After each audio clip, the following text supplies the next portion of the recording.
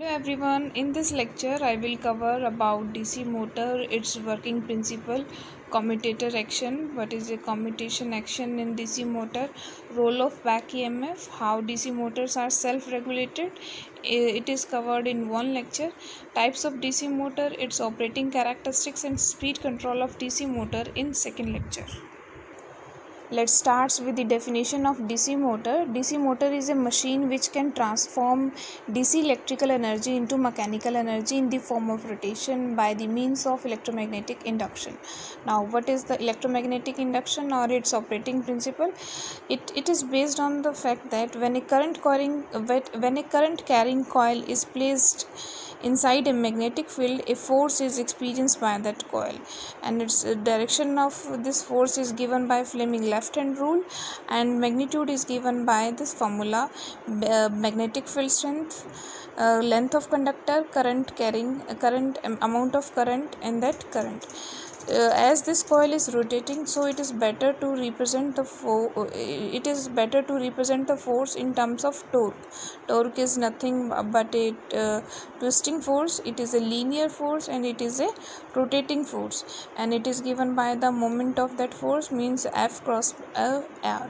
So a torque is acting on that coil when it is placed in a magnetic field and current is flowing through that coil.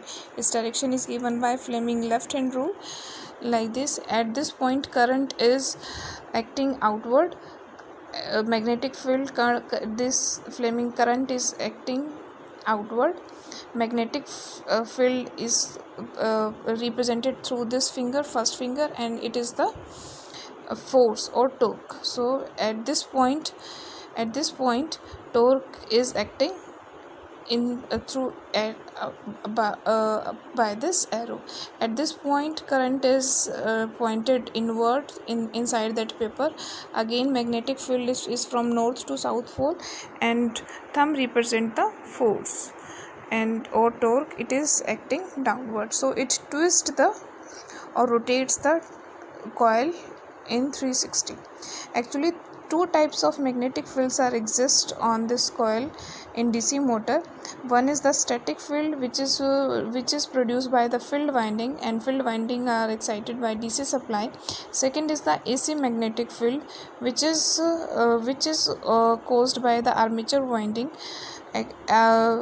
Actually, we supply DC voltage to armature winding, but due to the commutator action, it is the split ring, means rotating switch or commutator.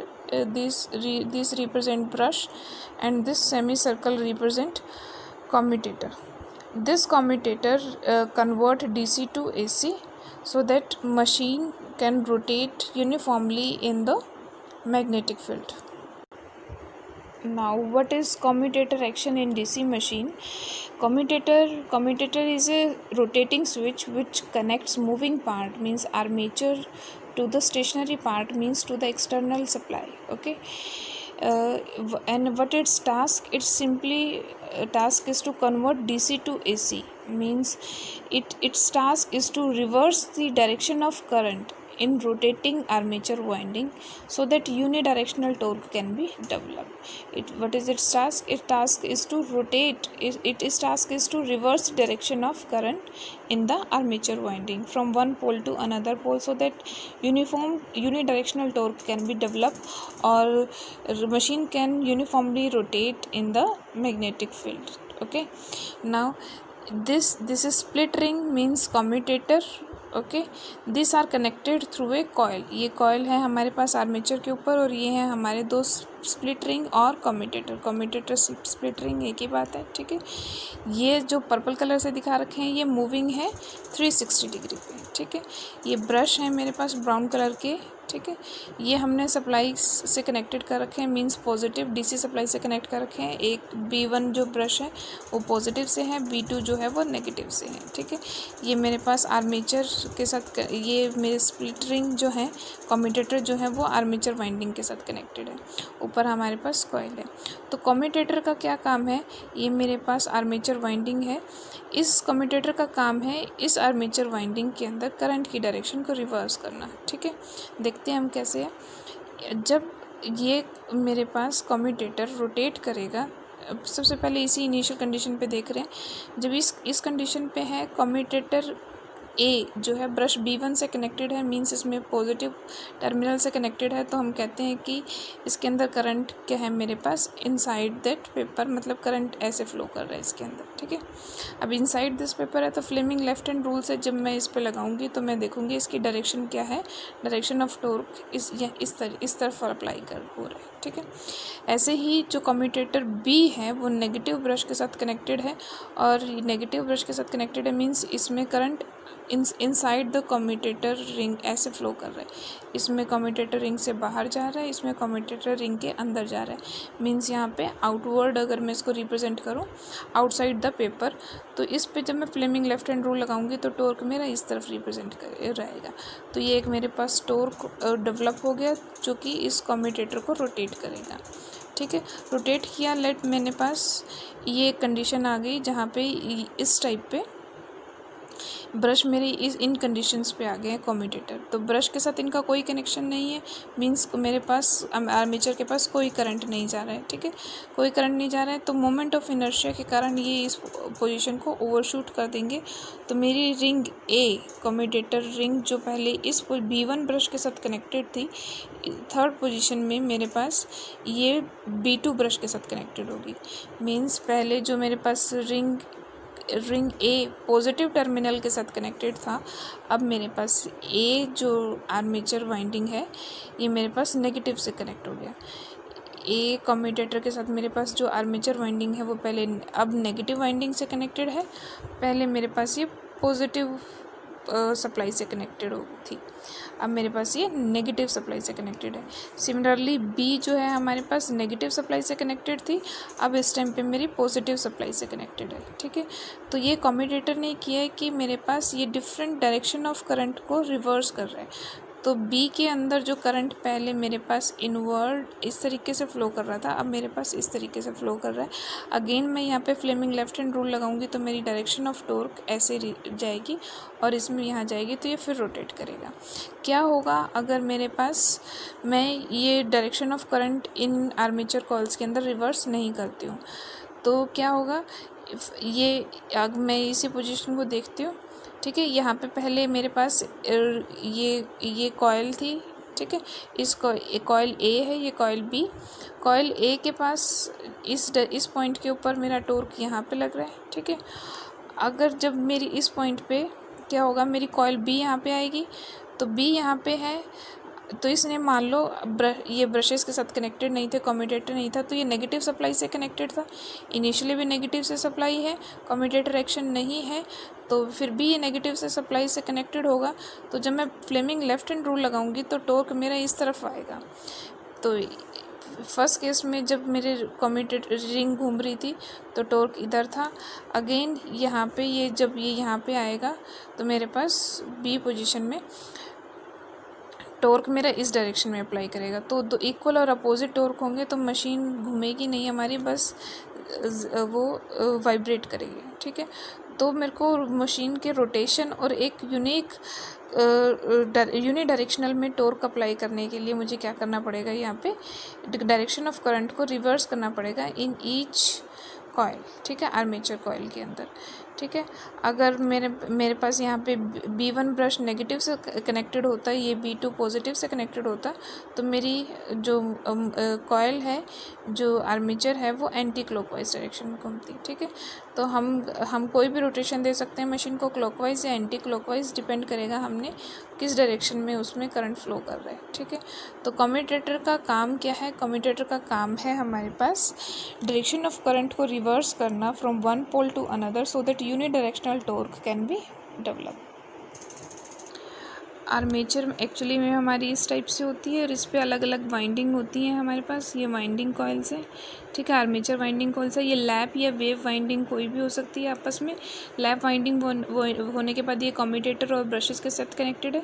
तो commutator का काम क्या है, इन सब अलग अलग coils के अंदर, मीन्स अलग अलग पोल्स के अंदर डायरेक्शन ऑफ करंट को रिवर्स करना, मीन्स यहाँ पे आउट ऑफ द पेपर है, इनसाइड दैट पेपर है, अपवर्ड डाउनवर्ड इस तरीके से करना, ठीक है, so that AC magnetic field इसके अंदर प्रोड्यूस हो सके और एक यूनिडायरेक्शनल टॉर्क में बना सकूँ। यहाँ पे मैंने एक 4 पोल AC मशीन बनाई है, DC मशीन बनाई है, ठीक है। ये मेरे पास जब इनके ऊपर मैंने कॉयल लिया, अगर मेरे पास करंट इसमें एंटी क्लॉकवाइज डायरेक्शन में है तो नॉर्थ पोल बनेगा, क्लॉकवाइज डायरेक्शन में कॉयल में करंट है तो साउथ पोल बनेगा, ठीक है। ऐसे ही मैंने ये डॉट रिप्रेजेंट करे हैं, और ये अलग अलग डायरेक्शन में क्यों हुए हैं, क्यों कम्यूटेटर एक्शन के कारण, सो दैट मेरा एक यूनिफॉर्म टॉर्क डेवलप हो सके इसके अंदर और मेरी मशीन रोटेट हो सके आइदर क्लॉकवाइज और anti clockwise. What is back EMF? We know that motor is rotating, means armature is rotating in the magnetic field of stator, field के अंदर वो मोटर रोटेट कर रहे हैं। तो जनरेटर रिएक्शन यही होता है कि जब एक कॉयल मूव करती है मैग्नेटिक फील्ड के अंदर तो उसके अंदर एक EMF इंड्यूस होगा। सो आर्मेचर वाइंडिंग के अंदर भी हमारे पास एक EMF इंड्यूस होगा और इसकी डायरेक्शन अपोजिट होगी, जो कि कोज इसको प्रोड्यूस कर रहा है। इसको कौन प्रोड्यूस कर रहा है? इट इज़ वोल्टेज, ठीक है, जो हमने आर्मेचर वाइंडिंग के ऊपर सप्लाई कर रखी है। लेंजस लॉ के कारण इसकी डायरेक्शन हमेशा अपोजिट रहेगी। तो बैक EMF का फार्मूला ये हमें लर्न नहीं करना है, कोई डेरिवेशन नहीं करना।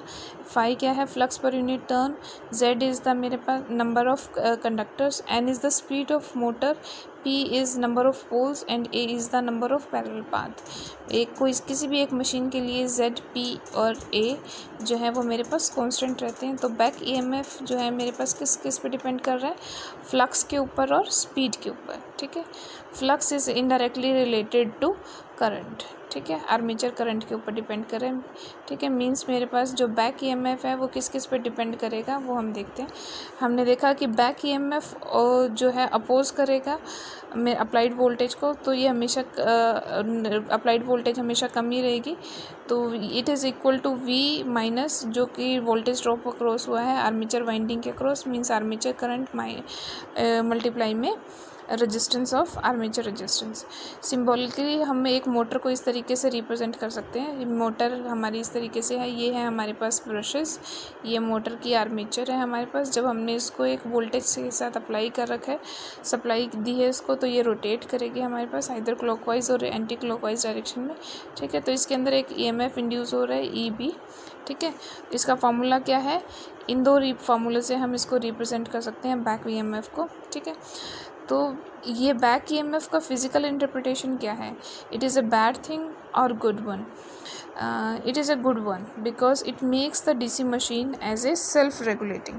Back EMF makes the DC motor as self regulating DC machines.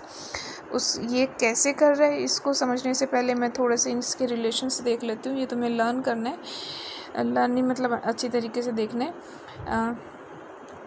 मेरे पास किसी भी मशीन के लिए Z, P और A कांस्टेंट है, तो मेरे पास back EMF is directly proportional to flux और स्पीड ऑफ द मोटर, ठीक है। और करंट के साथ, आर्मेचर करंट के साथ इसका कैसा रिलेशन है? अगर आर्मेचर करंट इंक्रीज़ होगा तो मेरे पास बैक EMF क्या हो रहा है? डिक्रीज़ हो रहा है, ठीक है। आर्मेचर करंट अगर हमारे पास डिक्रीज़ हो रहा है तो बैक EMF क्या होगा? इंक्रीज़ होगा। माइनस में ये क्वांटिटी इंक्रीज़ होगी, ये डिक्रीज़ होगी, तो कन्वर्सली ये इंक्रीज़ या डिक्रीज़ होगा। मींस मेरे पास जो बैक EMF है वो करंट के इन्वर्सली प्रोपोर्शनल है, स्पीड के डायरेक्टली प्रोपोर्शनल है, फ्लक्स के डायरेक्टली प्रोपोर्शनल है, ठीक है।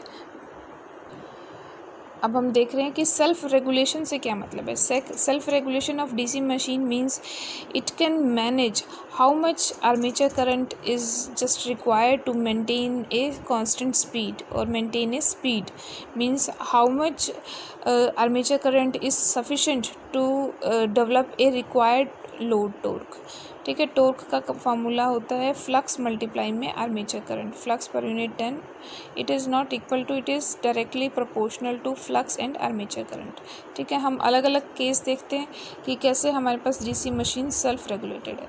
केस 1, जब हमारे पास DC मोटर के ऊपर कोई भी लोड नहीं है, कोई भी लोड नहीं है मीन्स उसको स्मॉल टॉर्क चाहिए। कैसे चाहिए? देखो अब ये कैसे निकलता है। नो लोड का मीन्स उसकी स्पीड बहुत हाई है, स्पीड बहुत हाई है, तो हमें मालूम है कि speed is directly proportional to back EMF. तो स्पीड हाई है means large back EMF induce होगा, ठीक है। लार्ज बैक ईएमएफ इंड्यूस है तो मेरे पास करंट क्या होगा आर्मेचर करंट पे, it will reduce the amount of current in the armature.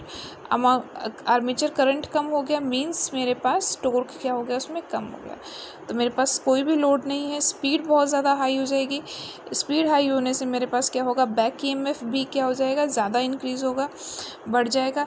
ये ज़्यादा बैक ईएमएफ क्या करेगा, मेरे पास आर्मेचर करंट को रिड्यूस करेगा और which is also reduces the torque, ठीक है। तो हमने देखा कि जब हमारे पास कोई लोड नहीं था तो बैक ईएमएफ ने करंट की अमाउंट को अपने आप कम कर दिया। तो मेरे पास जितना करंट डीसी मोटर में चाहिए था उससे उसने उसको लिमिट कर दिया, अपने आप कम कर दिया, मीन्स उसकी रेटिंग क्या कर दी, उसकी कम कर दी। तो जैसे ही मैं लोड को बढ़ाऊंगी तो क्या हो रहा है, मेरे पास स्पीड कम हो रही है। स्पीड और बैक ईएमएफ क्या है, मेरे पास डायरेक्टली प्रोपोर्शनल है, तो मेरे पास बैक ईएमएफ क्या होगा, कम इंड्यूस होगा। ये क्या करेगा, हमारे पास आर्मेचर करंट को इंक्रीज़ करेगा।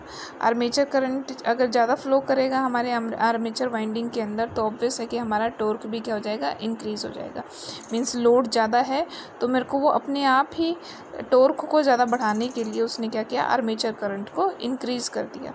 सो इस देख रहे हैं हम कि बैक ईएमएफ ही वो रीज़न है जो कि मशीन की स्पीड कम या ज़्यादा, या लोड है या नहीं है, उसको एडजस्ट करने के लिए आर्मेचर करंट को अपने आप एडजस्ट कर रहा है, जिससे कि हमारे पास रिक्वायर्ड टॉर्क अपने आप ही कम या ज़्यादा हो रहा है, ठीक है।